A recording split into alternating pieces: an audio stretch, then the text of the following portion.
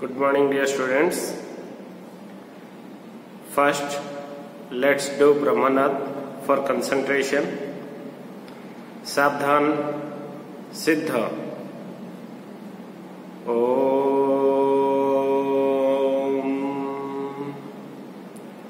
Om.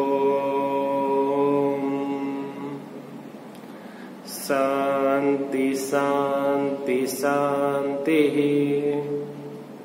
Swastha. So, dear students, welcome back to all of you in your BSM class. So, in our previous class, we had already discussed about the business activities. So, what are the business activities are there? The business activities are of two types. What are they? The first one is your industry and the second one is your commerce.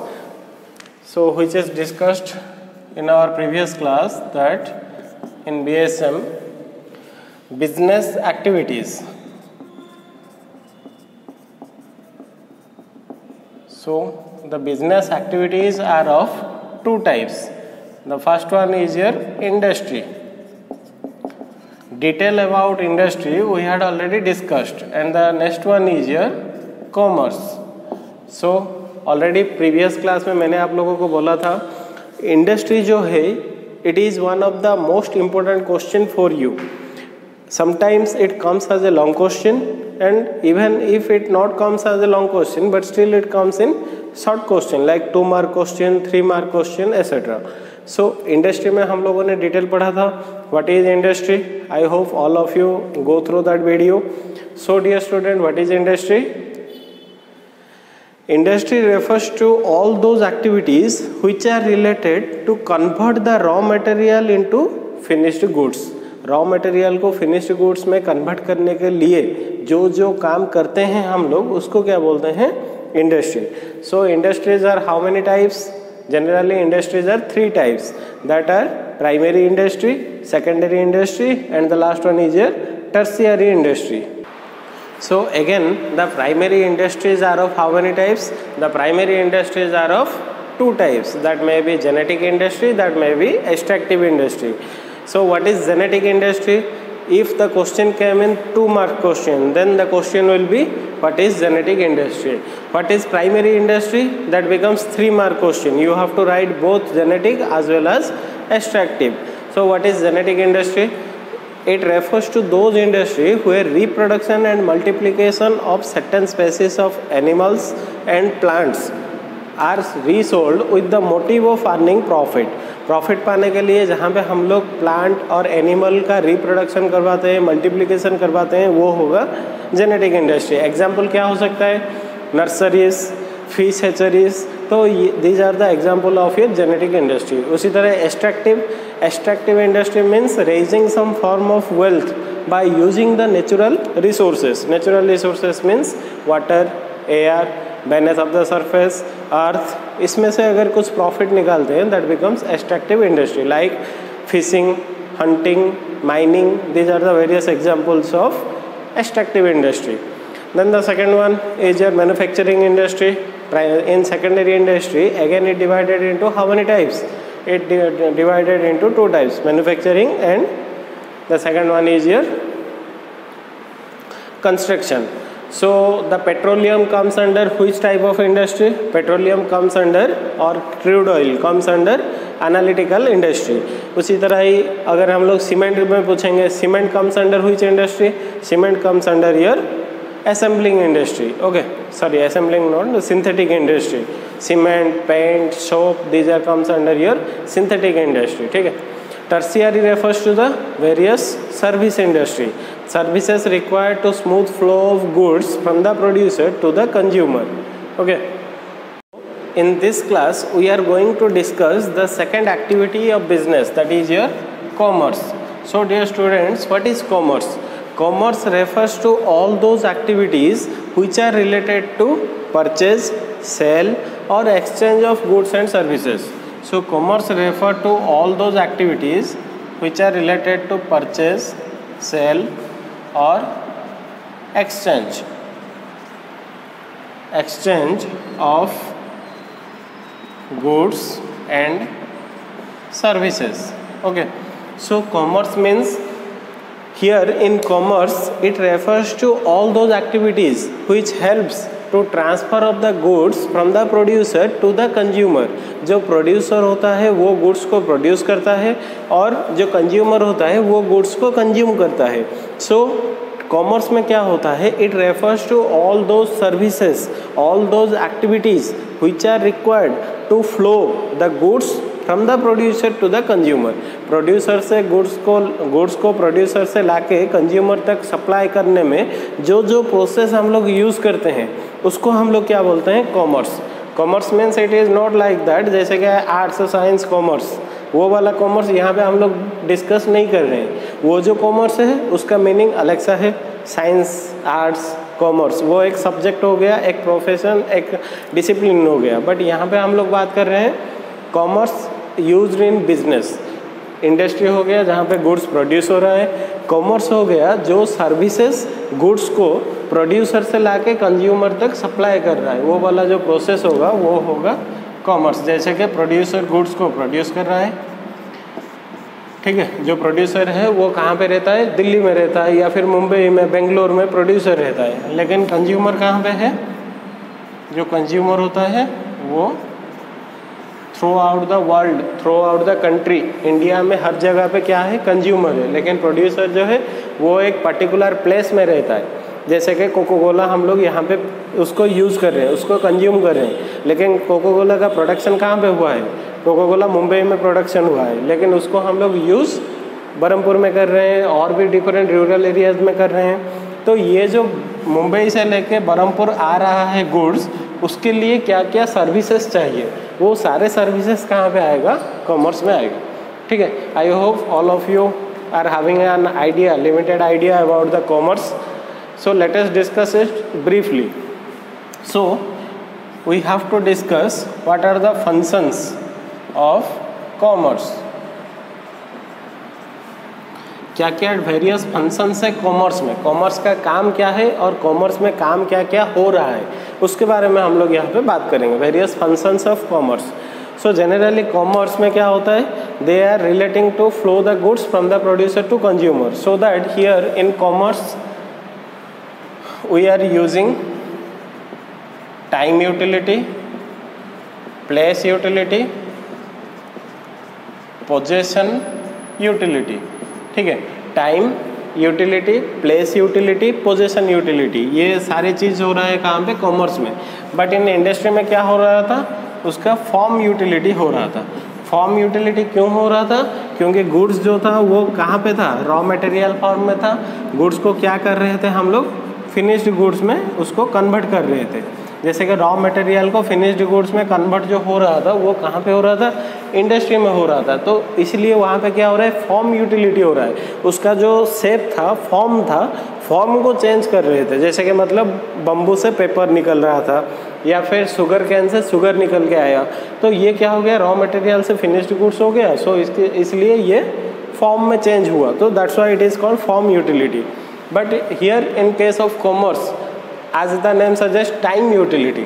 समझ लो ये सारी चीज़ important है क्योंकि ये वाला question आएगा. और time utility, what do you mean by time utility, what is place utility, ऐसे पूछेगा question. So you have to answer that rightly. So what is time utility? So time utility means goods are produced on a particular time but these are consumed throughout the year.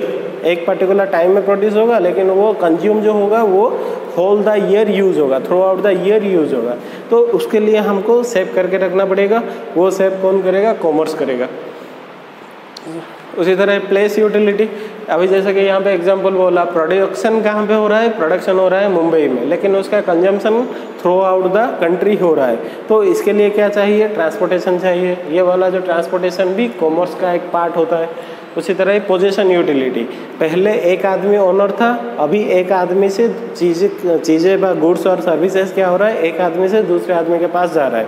The goods are transferred from one person to another person, that is called your possession utility. ठीक है. Let us discuss the various functions of commerce. The first function is, जैसे कि यहाँ पे हम लोगों ने क्या डिस्कस करना है, कॉमर्स में क्या क्या काम हो रहा है, कॉमर्स का फंक्शन क्या है. तो फंक्शन जाने से पहले फर्स्ट हमको ये मालूम करना पड़ेगा जो कॉमर्स हो रहा है वहाँ पे बहुत सारे प्रॉब्लम्स है, बहुत सारे हिंड्रेंसेस और ऑब्स्टेकल्स है। वो ऑब्स्टेकल क्या है और उसके लिए कॉमर्स ने क्या क्या रेमेडियल दिया है, क्या क्या सजेशंस दिया है। कॉमर्स के वजह से वो जो प्रॉब्लम्स क्रिएट हो रहा था वो प्रॉब्लम कैसे रिमूव हो रहा है उसके बारे में हम लोग यहाँ पे बात करेंगे। ये भी आपका एक इम्पोर्टेंट लॉन्ग क्वेश्चन है, 8 मार्क का क्वेश्चन। जैसे इंडस्ट्री था 8 मार्क का क्वेश्चन, उसी तरह ही फंक्शन ऑफ कॉमर्स ये भी लॉन्ग क्वेश्चन है, ठीक है। So the first function is removing the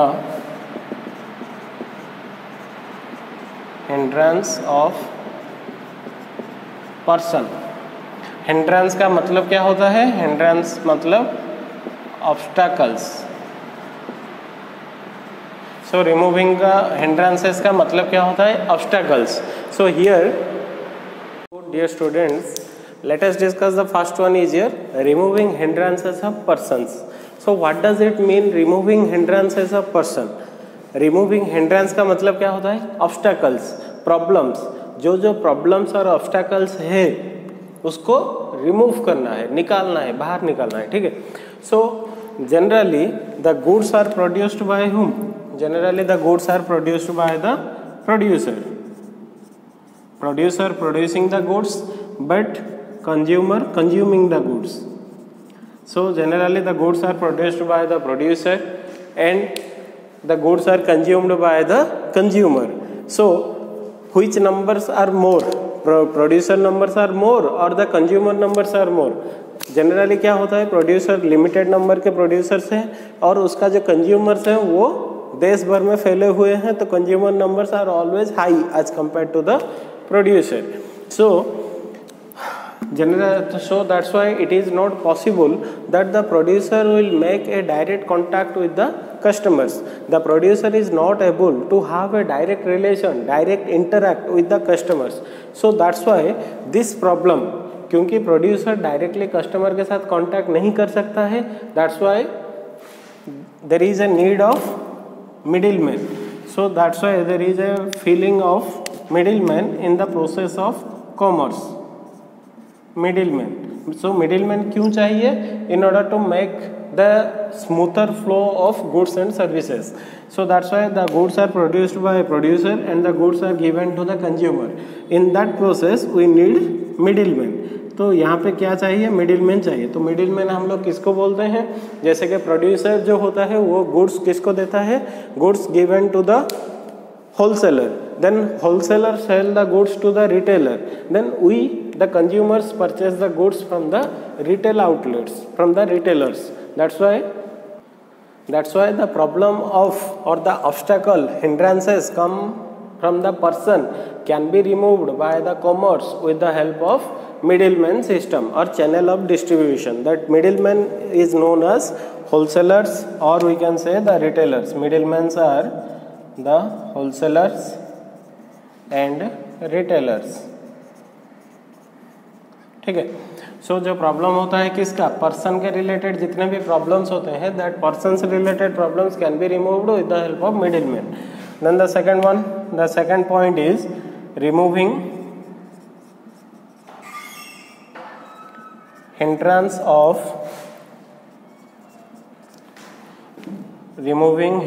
of a place। तो यहाँ पे किस चीज को बारे में फोकस किया गया है? That is your place. So place refers to generally the goods are produced at a particular place. जैसे कि मैंने यहाँ पे ऑलरेडी बोला था कि गुड्स सपोज मान लो प्रोडक्शन हो रहा है मुंबई में, लेकिन उसका जो कंजम्पशन है produced at a single place, at a limited place. जैसे कि मुंबई में गुड्स प्रोड्यूस हो रहा है बट उसका जो कंजम्पशन है वो कंजम्पशन कहाँ पे हो रहा है? Through out the country. Mumbai में भी प्रोडक्शन हो रहा है और उसका जो कंजम्पशन तमिलनाडु में भी हो रहा है, कंजम्पशन जम्मू कश्मीर में भी हो रहा है। तो डिफरेंट जगह में और डिफरेंट प्लेसेस में उसका कंजम्पशन हो रहा है, ठीक है। So here there is a problem that the goods cannot be transferred from the place of producer to the place of consumption। so that's why there is a facility of transportation system। Transportation means which helps the flow of the goods from one place to another place. जैसे कि मुंबई में goods production हो रहा है, लेकिन उसको हम लोग यहाँ पे बरहमपुर में भी उसको यूज़ कर रहे हैं, तो इसका जो यूज होगा वो किसके वजह से हो रहा है? ट्रांसपोर्टेशन फैसिलिटी है, that's why we can use the product which are produced at Mumbai. ठीक है, सो जो प्रॉब्लम्स होता है ट्रांसपोर्टेशन रिलेटेड, प्रॉब्लम जो प्लेस से क्रिएट हो रहा है, एक जगह पे प्रोडक्शन हुआ लेकिन उसका कंजम्पशन दूसरे जगह में हो रहा है, तो ये जो एक जगह से दूसरे जगह को लेने के लिए जो प्रोसेस है, जो प्रॉब्लम्स होगा, that problem can be removed with the help of transportation facility. So this transportation is the part of commerce. ठीक है, यहाँ पे भी जो मिडिल मैन है, they are the part of commerce. ठीक है, so the third one is your removing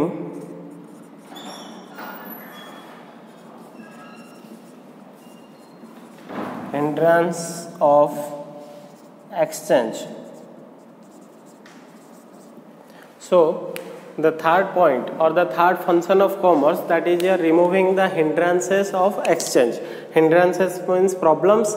Exchange means, as we already know, the exchange activities are taken place with the help of money. The buyer buys the product with the help of money, the seller sell the product with the help of money. अगर money है तभी जाके क्या होगा, यहाँ पे exchange activity होगा। तो एक्सचेंज होने के लिए क्या चाहिए? मनी चाहिए। मनी कहाँ से आता है? बैंक से आता है। ठीक है, सो अगर with the help of banking facility the commerce can remove the hindrances of exchange. जो exchange होता है, exchange that does not mean only to the inside the country but even the outside country. जब भी हम लोग कोई export import करते हैं, गुड्स बाहर से खरीदते हैं या फिर बाहर के जो आउटसाइड कंट्रीज है उनको अगर गुड्स बेचेंगे, तो वो जो ट्रांजेक्शन होगा, एक्सचेंज होगा, वो एक्सचेंज किसके वजह से होगा? बैंक के वजह से ही हो पाएगा। So bank is the part of commerce and with the help of banking services the exchange activities are taking out. Bank also provide loan facility to the business, short term credit facility to the business, so that's why banking helps to remove the hindrances of exchanges.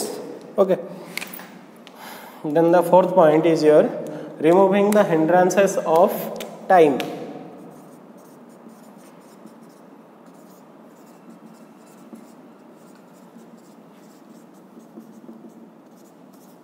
Removing hindrances of time. So time के वजह से, समय के वजह से जो problems आ रहा है, वो वाला प्रॉब्लम को कॉमर्स कैसे रिमूव करता है। तो टाइम में क्या क्या प्रॉब्लम्स हो सकता है? जनरली क्या होता है, goods are produced on a particular time और particular season, but these are consumed throughout the year. एक पर्टिकुलर टाइम में कुछ ऐसे प्रोडक्ट है जो प्रोड्यूस हो रहा है, लेकिन उसका जो कंजम्पशन है वो थ्रू आउट द ईयर हो रहा है। जैसे कि मतलब agricultural product, rice, pulses, wheat, these are produced on a particular season but these are consumed by us throughout the year साल भर हम लोग उसको यूज़ करते हैं। उसी तरह ही उसके ऑपोजिट में क्या होगा, some goods are there which are produced throughout the year but these are consumed on a particular time at a particular time। जैसे कि मतलब अम्ब्रेला या फिर मतलब वुलन आइटम्स, जो कोट, जैकेट, ये भी सभी एक पर्टिकुलर टाइम में हम लोग उसको यूज़ करते हैं, लेकिन उसका consumption through out the year चलता रहता है। तो ये वाला जो गुड्स जो कि प्रोड्यूस हो गया एक टाइम में, लेकिन वो उसका जो यूज़ होगा वो थ्रू आउट द ईयर उसको हम लोग यूज़ करेंगे। सो द बिजनेसमैन और the producer need to keep the product safely until it supply in the market। जब तक उसको मार्केट में सप्लाई नहीं किया जाता, उस प्रोडक्ट को हम लोगों को सेफली रखना पड़ेगा। तो ये जो सेफली कहाँ पे रखेंगे? घर में रखेंगे तो सेफ नहीं है, मार्केट में छोड़ देंगे तो भी सेफ नहीं है, बाहर रख देंगे तभी भी ये सेफ नहीं होगा। So that we need warehousing, so that in order to avoid the problems which are generated due to the time, in order to avoid that problem, commerce given the warehousing facility। अगर हमारे पास godown है, proper warehousing facility है, वहाँ पे we can keep the product until it is required in the market. ठीक है, so the commerce helps with the help of warehousing, it helps to remove the hindrances of time. Then the fifth one is here removing hindrance of risk. So यहाँ पे point क्या है? Commerce removes the problems which are generated due to the risk. Risk तो already हम लोगों को पता है, ऑलरेडी हम लोगों ने बिजनेस के फीचर में पढ़ा था. Risk is a primary element of business. Business अगर हम लोग कर रहे हैं तो वहाँ पे रिस्क रहता है. तो without risk no business can run. So जो रिस्क रहता है वो वाला रिस्क को कॉमर्स कैसे रिमूव करता है? So generally risk arises due to warehousing. अगर हम लोग गोडाउन में रखेंगे वहाँ पे रिस्क है. Risk generated due to transit. अगर जाने आने के टाइम में जो एक्सीडेंट्स होता है उसमें भी रिस्क है. गुड्स, जो ये वाला जो रिस्क जो होता है, चाहे वो ट्रांजिट में हो चाहे वो स्टोरेज में हो, गोडाउन में हो, so that risk can be avoided by the commerce with the help of insurance facility. तो आप सब लोगों को मालूम होगा इंश्योरेंस के बारे में. जो इंश्योरेंस फैसिलिटी है, दैट इंश्योरेंस फैसिलिटी और insurance companies compensate the risk which is generated. जो रिस्क जनरेट हुआ है उसके लिए कंपेंसेशन कौन देता है? इंश्योरेंस देते हैं. जैसे हम लोग अपना लाइफ इंश्योरेंस करवाते हैं, उसी तरह बिजनेस में क्या होता है, बिजनेस का भी हम लोग इंश्योरेंस करते हैं. जैसे फायर इंश्योरेंस, थेफ्ट इंश्योरेंस, ये सब अगर करवाते हैं, अगर कोई चीज़ का फायर लग गया और वहाँ पे लॉस हो गया, so that risk can be beard by the insurance company. तो हम लोगों को उसमें कुछ कंपेंसेशन मिल सकता है, कुछ पैसे मिलेंगे. सो उसी तरह ही जो रिस्क से जो प्रॉब्लम्स आता है, the problems which are arises due to the risk, that problems can be removed with the help of insurance. So insurance is also a part of commerce. Then the last one is your removing the hindrances of knowledge. Removing hindrance of knowledge. So knowledge, यहाँ पे जो knowledge के बारे में बोला गया है, इसको भी आप लोगों को समझना पड़ेगा कि नॉलेज के लिए जो प्रॉब्लम्स है उसको भी कॉमर्स दूर कर रहा है. क्या चाहिए? नॉलेज. बिजनेस करने के लिए नॉलेज नहीं चाहिए, बट किसके लिए नॉलेज चाहिए? देखो, मार्केट में तो डेली बहुत सारे प्रोडक्ट्स मार्केट में आ रहा है. जैसे एप्पल का कुछ नया फ़ोन आ गया, उसके लिए हम लोगों को पता चल जाता है कि एप्पल का ये वाला फ़ोन नया आया है. या फिर कोई कंपनी पतंजलि अपना अगर कोई प्रोडक्ट लॉन्च करवाता है तो उसके लिए भी हम लोगों को पता चल जाता है उसका एक प्रोडक्ट मार्केट में लॉन्च हुआ. या फिर जो भी एक नया कार मार्केट में आया तो वो भी हमको पता चल जाता है घर बैठे के, मतलब मार्केट में एक नया कार आ गया है. तो ये वाला जो आपको पता चलता है, आपका नॉलेज में इंक्रीज हो रहा है. जो कस्टमर जानता है कि मार्केट में क्या नया प्रोडक्ट आ गया. सो हम लोगों को ये कैसे मालूम पड़ता है कि मार्केट में क्या नया चीज़ आ गया है? कैसे मालूम पड़ता है? Due to advertisement. Due to the advertisement process, advertising. So due to the advertising है, that's why the problem of knowledge can be removed with the help of advertising. अगर जो बिजनेसमैन है, जो प्रोड्यूसर है, वो अपना प्रोडक्ट को advertise करवाएगा, तभी जाके कस्टमर क्या जान पाएंगे कि market, what is the new product which is available in the market, what are the different variations which are available related to a particular product in the market. So that can be known with the help of knowledge, advertising. Okay, so dear students, these are the various functions of commerce. Let us discuss it briefly. The commerce means it is related to all those activities that is related to purchase, sale or exchange of goods and services. Commerce related to all the services which are required to flow the goods from the producer to the consumer. Producer से लाके consumer तक पहुंचाने के लिए जो जो process होता है वो सारे प्रोसेस आता है कॉमर्स में. ठीक है. So what are the various functions? The functions like the first one, removing the hindrances of person. Producer produce करता है, कंज्यूमर कंज्यूम करता है, लेकिन ऐसा तो नहीं है कि डायरेक्टली प्रोड्यूसर आके गुड्स को सेल करेगा. So that's why there is a need of middle man. That middle man can help to remove the obstacles of persons. Okay, like a wholesaler, retailer, they are required in this process. Second point, removing the hindrances of place, or that hindrances of place. Place means goods are produced at a particular place, but these are consumed throughout the country. So that's why the problem of or obstacles of place can be removed with the help of transportation system. That transportation system is the part of commerce. Then the third one is removing the hindrances of exchange. Exchange means exchange is taking place with the help of money given by the bank. So there is a need of banking facility. Okay. Then the fourth one, removing the hindrances of time. Goods produced at a particular time but consumed throughout the year. That's why we need warehousing facility, storing facility. Then hindrances of risk. As we know, in business there is a lot of risks are available. In order to avoid those risks, we have the insurance facility. Then the last one is removing the hindrances of knowledge. Knowledge means to giving knowledge about the product to the customers. That can be done with the help of advertising. So these are the various functions of commerce. Dear students, you have to go through this as it is a very important long question. I hope all of you get understood. If you still having any doubt, feel free to call it. Thank you.